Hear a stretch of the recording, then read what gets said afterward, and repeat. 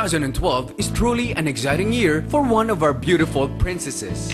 For Ritz, it is indeed the start of everything. Dahil ang ating prinsesa ngayon ay isa ng ganap na dalaga. She's 18 and ready for everything. Last quarter ng 2010, nang una nating masilayan ang maamong muka ni Ritz Azul via TV5's reality talent search na Star Factor. Hindi man pinalad na tanghalin bilang bride star, ay pinutunayan pa rin niya na karapat-dapat siyang tawagin one of TV5 princesses. Dalawang natatanging parangal din ang natanggap ng ating prinsesa noong 2011. At ito ay ang Yahoo OMG Amazing Newcomer Award at ang Outstanding Breakthrough Performance by an Actress sa Golden Screen Awards. Bukod pa rito, ang hit drama series na kanyang pinagbidahan, ang mga nagbabagang bulaklak. At ang sinusubaybayan ngayon, Naglamorosa. Isang taon pa lamang, pero tila hinakot na lahat ni Ritz ang swerte noong 2011. Kaya naman ngayong 2012, ito lang ang wish namin para sa'yo. Ritz, good luck sa career mo. Sana walang magbago sa friendship natin. Alam namin ikaw lang yung only child, kaya sana na-feel mo na parang kapatid ka na rin namin, di ba? Sana magtuloy-tuloy lang yung swerte. I wish you more projects this 2012. More project and always take care. Mas marami pang awards yung makuha niya dahil deserving naman siya. More blessings pa and continue lang yung pagiging down to earth mo. So, yun. Magkaroon ka pa ng confidence sa sarili mo para magpatuloy pa ang napakaganda ng career. Maraming salamat sa Magic Litos at sa Kamuti. Thank you. Happy birthday. Enjoy and you're doing a good job. Sana maging makulit na siya para mas maging masaya kami dito. Siyempre, wish ko sa kanya na mas madami pang blessings and more projects pa na dumating sa kanya. I wish you happiness and success in life. Sana pagpatuloy mo yun. Sana, matagal pa tayo magkasama-sama dito sa Summer Day, syempre. Wala pa siyang 2 years sa industry ay talagang nanalo na siya ng 2 awards. So very happy ako sa kanya. Pagpatuloy mo lang lahat ng magagandang bagay na ginagawa mo. Be a good girl and enjoy your day, bebe. Love you. Sana yung katotohanan na naituturo namin sa iyo at nalalaman mo, ipanatilihan mo. Darating ang panahon na ikaw rin ang magdi-decide sa lahat ng bagay na gusto mong gawin. At sana patnubayan ka ng Diyos. Happy birthday, Jim. Gusto ko magbago. Dito lang kami suporta. At ang mahalaga, marunong ka magpasalamat, lalo na sa TV5 nga. Happy birthday, G. Sana basta, wish ko lahat ng best sa'yo, anak. Mahal kita. Happy birthday, Ritz! Alright mga kapatid, ganap na siyang dalaga, Ritz Azul. Hello po. Happy birthday, advance happy birthday. Thank you Dahil po. itong Wednesday yung birthday mo, hindi ba? Yes. Ang napansin ko sa'yo kaagad, bakit pagdating sa mga magulang mo, ang bilis tumulo ng luha mo? Bakit? Siguro dahil, syempre mahal na mahal ko sila and masyado ako emotional pagdating sa parents ko. Kasi masyado kaming close. Parang hindi ako sanay na malayo sila sa akin. Talaga? So, you think this 18 years of your life, sa tingin mo, meron ba silang pagkukulang sa'yo o pinakita nila na talagang sobra-sobra din ang pagmamahal nila sa'yo? Opo. Wala po silang pagkukulang sa akin. Actually, ako nga po yung maraming pagkukulang sa kanila. Nagpapasalamat ako sa Diyos na binigay sila sa akin and wala akong masabi kundi salamat sa kanila and sorry sa lahat ng pagkukulang ko. Ano ba yung pagkukulang mo? Parang ang dating sa akin, parang ang laki-laki ng kasalanan, pero to think na ayaw mo naman, hindi ka naman nagpapaligaw, masunurin kang bata, lagi ka naman on time sa set. So ano tong pagkukulang na sinasabi mo sa magulang mo? Kasi minsan nabibigyan ko po sila ng sama ng loob. Bakit ka ganyan, Ritz? Grabe ka naman. Ano ba yung binibigay mo sama ng loob sa kanila? Kasi si nanay, medyo, ma-high temper siya. Okay. Kapag hindi ko magawa minsan yung utos niya, ayun, nagagalit siya agad. Kaya ayokong nakaka-feel siya ng ganun. Kaya nagpapasorry ako. Pero sa busy schedule mo ba, pwede ka pa bang gumawa ng mga errands? Dahil, di ba, araw-araw ka nagtatrabaho. Tapos you're busy sa Pampanga bilang SK, hindi ba? Ayoko naman po yung maging spoiled ako na porket marami na akong schedule sa pagiging showbiz personality ko, hindi na ako gagawa ng mga gawaing bahay. Siyempre, gusto ko na yung lahat ng tinuturo sa akin ni nanay sa bahay, magawa ko pa rin para hindi ko makalimutan. And siyempre, kung ano man yung sabihin nila sa akin, gagawin ko dahil alam ko namang mabuti sa akin yun. Okay, Rich, marami nakakapansin sa pag-arte mo. Saan mo ba kinukuha yung parang ang lalim-lalim ng pinaghuhugutan mo? Siguro, isa na rin po yung sa parents ko. And sa experiences ko sa buhay, yun nga, sabi nga nila, wala pa akong, yung di pa ako ganun katanda, pero yung feeling nila, malalim na napagdaanan mo. Ano ba yung mga malalim na napagdaanan mo na sa buhay? Marami halos, kasi naranasan kong umangat, naranasan kong nawala talaga. Tapos, tsaka yung mga tinuturo sa akin kasi ng parents ko, pang-mature na talaga yung sana kapag nawala kami, tinuturo na nila agad sa akin para hindi ko kalimutan hanggang sa, yun nga, mawala sila. Sana huwag naman agad. Tsaka pag lumaki na ako. Ngayon 18 ka na. Siyempre, maraming mga lalaki dyan na nakaabang. Sorry. Ano ka ba? Ligawin ka bang babae o hindi dahil nagbibigay ka ng wall? Paano ba yan? Ewan ko. Meron ba nanliligaw sa'yo? Wala Bakit? talaga. Imposible namang wala nanliligaw sa'yo. Sabi nga nila, imposibleng walang naliligaw sa akin. Pero, hindi imposible kasi nangyayari na nga sa akin eh, walang naliligaw. Ewan ko, siguro natatakot sila or baka alam nila siguro na hindi ako masyado nag-e-entertain. Siguro ganun. Bakit hindi ka nag-e-entertain ng mga lalaki? Baka hindi pa ako ready. Hindi ka ready? 18 ka na? Kasi marami akong pangarap na gustong makamit. Tsaka yung pagkakaroon ng boyfriend, para sa akin may responsibility ka doon dapat. Siyempre, yun nga, busy schedules yung mga artista, di ba? Tapos yung mga napapanood ko, hindi man mag-meet ng ilang araw, break na sila. Natatakot ako sa ganun. Tama. Daddy mo ba, ano ba ina-advise sa'yo pagdating sa pag-ibig? Wala pa silang, hindi Hindi siya naglalabas ng shotgun? Baka naman may shotgun sa kotse airpot mo. Kaya walang lumalapit sa yung lalaki. Hindi. Lagi lang nila sinasabi sa akin.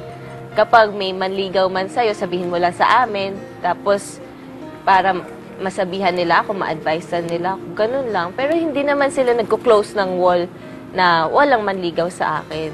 Correct. Pero, alam mo, Rich, believe ako sa'yo dahil hanggang ngayon, di ba, SK ka ng Dila-Dila Santa Rita ng Pampanga? Ano ba yung mga obligasyon mo doon na hindi mo kinakalimutan hanggang ngayon? Siyempre, yung maging role model ako sa mga kabataan, Kuya Zoren. And siyempre, medyo mahirap din po yung pagsabayin yung politika tsaka showbiz. Para sa akin, na bata pa lang, kasi nangangapa-ngapa pa ako.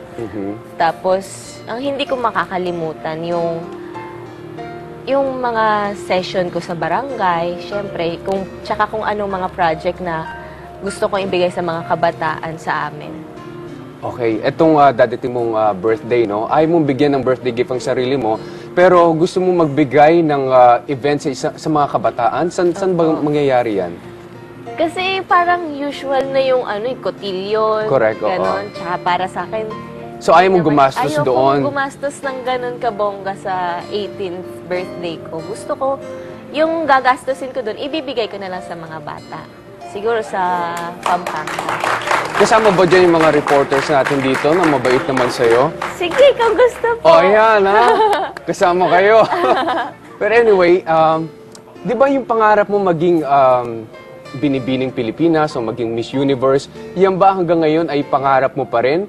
Or nag-iba na dahil ganap ka na talagang, I would say na dramatic actress? Gusto mo bang mag-concentrate sa pag-arte na lang o doon pa rin sa pagiging pageant? Actually, ngayon pinag-isipan ko nga po yan kung itutuloy ko pa sa pag-beauty queen or dito na talaga sa showbiz. Kasi parang masaya ako dito sa showbiz and masaya rin ako dun sa pag-beauty queen. Mahirap namang pagsabayan yata ng preparation ng pagsali sa national pageant. Pero pangarap ko talaga sumali. So ngayon, nag-uusap kami ng parents ko kung ano mas maganda. Ano ba sabi nila sa'yo? Sabi ng nanay ko, gusto niya talaga ako sumali sa national pageant eh. Kaya, Sige, gusto ko naman magawa yung... Ma-experience man Oo. lang, hindi ba? Tsaka pangarap ko rin yun eh. Sabi niya, ikaw kung anong gusto mo. Kung gusto mong pagpatuloy yan o mag-beauty queen ka, sumali ka sa beauty contest. Ngayon, pinag-isipan ko pa rin. Pero how does it feel na as a young actress, ang dami na talagang bumabati sa'yo bilang magaling na parang veteran na yung mga move mo sa pag-arte? Hindi naman po. How does... anong pakiramdam nun? Actually, nahihiya po ako. Coming from you po na, syempre, matagal na po kayo sa showbiz and magaling na po talaga kayo. Nahihiya ako. Talaga? Opo. Pareho tayo. Pag may bumabati rin sa akin, nahihiya ako eh. Ako rin. Oo. Pero alam mo ba, nung bata ako, ang tawag sa akin, ham actor. Wow. Oo. Kaya malaki advantage mo talaga. Ako, it took me so many years para mag-improve. Pero ikaw, napakagaling mo na kaagad. Nahihiya ako. Pero nagpapasalamat po ako na nakikita ninyo yung effort ko. Maraming salamat po sa inyong lahat. Okay, Ritz. Gusto kong marinig at siyempre gusto marinig ng ating mga kapatid kung paano ka magpapasalamat sa iyong mga magulang dahil pinalaki ka nila na ganyan ka, low profile lang, napakabait mong magsalita, malumanay, walang kakieme-kieme sa katawan. So, how would you say thank you to your parents? Nung una agad, ang bilis.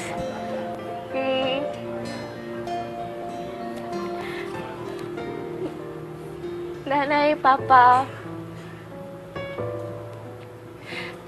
maraming salamat po sa lahat. Actually, hindi ko alam kung paano kayo pasasalamatan ng buong buo. Alam ko, lagi nyo naririnig sa akin na salamat, I love you.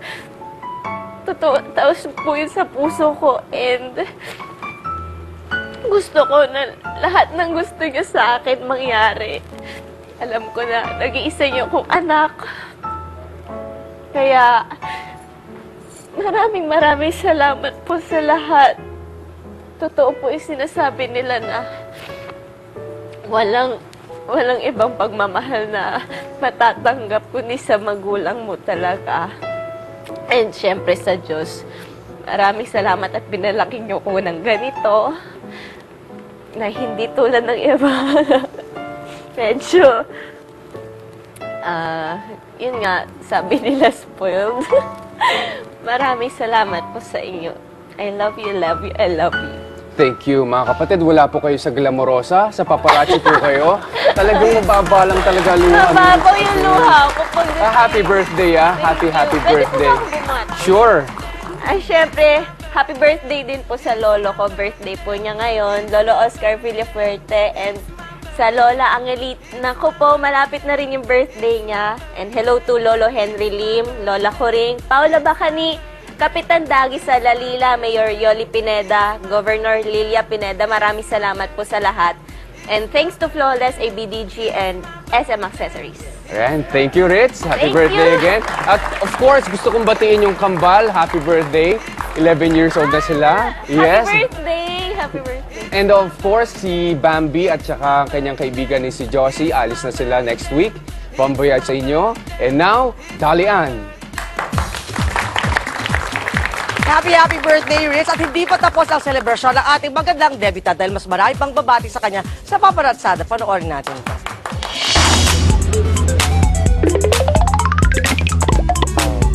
Balita ko, may magdedebut daw. At dahil mukha naman akong debutante, halika na, makikikutilyon ako. Sino ba ito nagdedebut na ito? Halika na!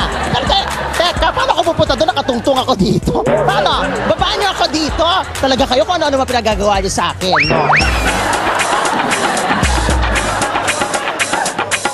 Naku, nasa na ba yung birthday celebrator? Kailangan natin makita. O baka nandito sa loob. Ritz? Oh, ano bang wish mo sa birthday mo? Good health sa ating lahat. At syempre, sana magkaroon pa ako ng projects. Tsaka gusto ko sana magkaroon ng kahit isang kwarto lang dito sa Manila. Kwarto talaga? Kahit kwarto lang, basta makatulog. So, ang ganda naman ng wish na gusto niya maging border.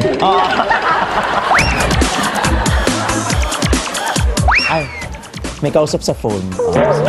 Sino kausap mo? Pwede ko ba malaman kung sino kausap? Dapat ako na lang kinakausap mo. Mami ko. Ay, mami. Mami, para laleyo yung pangalan. Driver. Si Tita Annabel ba ito?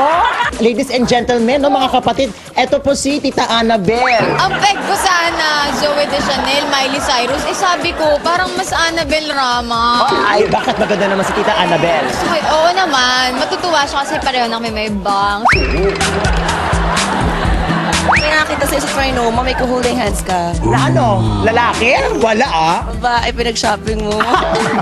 Sino naman nagsabi sa'yo niyan? Ikaw ang nag-share nun. Sino? Ako? Sabi mo nag-girlfriend kapag trip mo lang. Depende daw. Huwag nabigyan ng microphone to. Pwede ba makita namin ulit na nagbibihis ka? Nahiya ako sa'yo kasi mas malaki yung bicep mo sa akin. Sampalin kita dyan. So ipapakita mo ba ang abs mo pag nag-action ka?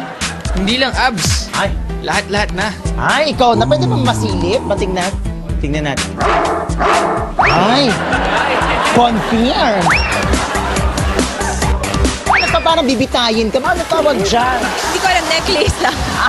Hindi ko alam. Para nasabit kang gano'n. Anytime. Sino ba naturo sa'yo humalik? Siguro po instinct na lang yun. Instinct? Ay, nako. I-google ko yung instinct na yan. Sige, pa-off ko muna yung camera. Tuturuan mo ako paano mag-kiss, ha? O sige, papa-off natin yung camera ngayon din. Go. Nakakailang saging ka. Ano, depende depende sa gutom. Sige, kakain ka nga ng saging. Jeffrey! Kakain ako! Wow! Ako, ang lalap ng saging! Ano bang hanap mo sa isang boy? Let. Ang pinakauna ko talagang tinitignan yung malinis sa pangangatawan, tapos yung marunong makisama sa family ko. Malinis sa pangangatawan. So in short, hindi ka papatol sa taong grasa. Never. Ha? So para parang taga-pamit ito. Pamit! Oo, kailangan nagsasabon. No? Pakilang ka doon sa 18 Roses? Bago mag-daddy niya. Ay! Pinali? Ikaw na? So how true na kayo na rin ipapartner? Sa rehearsal lang yun. Ano tong balita ko na pinapatigil mo daw ang birthday ni Ritz Azul? Totoo yan. Ano bang issue sa inyo ni Ritz? Actually, wala ang issue kay Ritz. Sa'yo ako may issue talaga. Ba't ka nandito? Ako nagdala ng rollers mo, kaya ako nandito? Alam mo, ako nagdala ng eyeliner para pandoktong sa bigote mo. Wala na, inalis ko na. Happy birthday sa'yo. Maraming salamat. Marami pang blessings at marami pang projects para sa'yo. Sana matupad ang pangarap mo maging boarder. Hahanap kita ng boarding house. Happy birthday sa'yo, Ritz! At dahil isa ka ng ganap na babae, may wish ako sa'yo. Oo, mag-ingat ka dahil papataubing kita. Echos lang. All the best sa'yo, Ritz! Bonggang-bongga. Ito ay inyong Mr. Fu para sa Paparazzi Showbiz Exposed. At yan, ang Paparazzada. Ganon! Happy birthday! Oh.